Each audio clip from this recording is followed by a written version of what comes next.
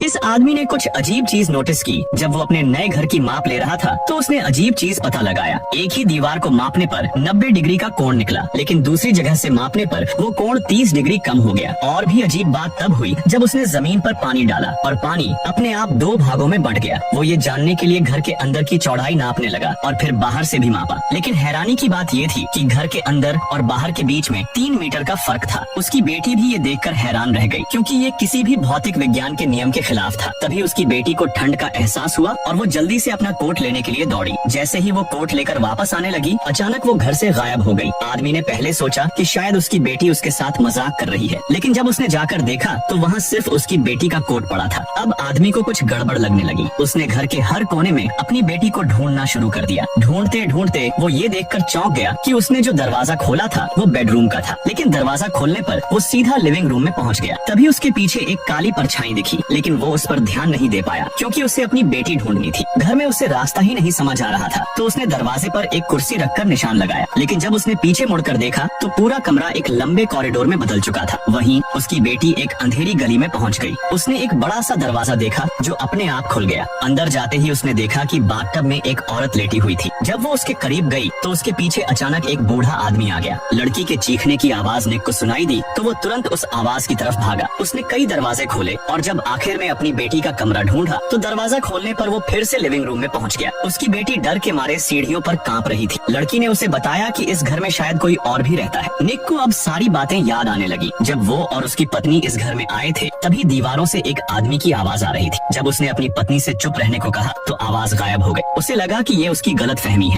लेकिन उसी रात अजीब घटनाएं शुरू हो गई। उसकी बेटी ने खिड़की के बाहर किसी की परछाई देखी। रात को 10:30 पर निक ने सारे घर की लाइट्स बंद की, लेकिन जब वो वापस आया तो उसकी पत्नी सो चुकी थी। उसे समझ नहीं आया कि ऐसा कैसे हुआ, क्योंकि उसकी पत्नी अभी अभी वॉशरूम से आई थी। असल में उस समय 3 बजे थे और उसे बाहर गए हुए 5 घंटे बीत चुके थे। अगले दिन वो एक दुकान पर सामान लेने गया तो दुकानदार ने उसे बताया कि ये घर एक खतरनाक घर है। कई लोग इसमें रहने के बाद गायब हो गए। निक ने इसे मजाक में लिया क्योंकि वो एक लेखक था और यहाँ शांति से लिखने आया था। लेकिन रात को उसने अपने नोटबुक के पीछे लिखा हुआ एक अजीब वाक्य देखा, जिसमें लिखा था कि तुरंत ये घर छोड़ दो।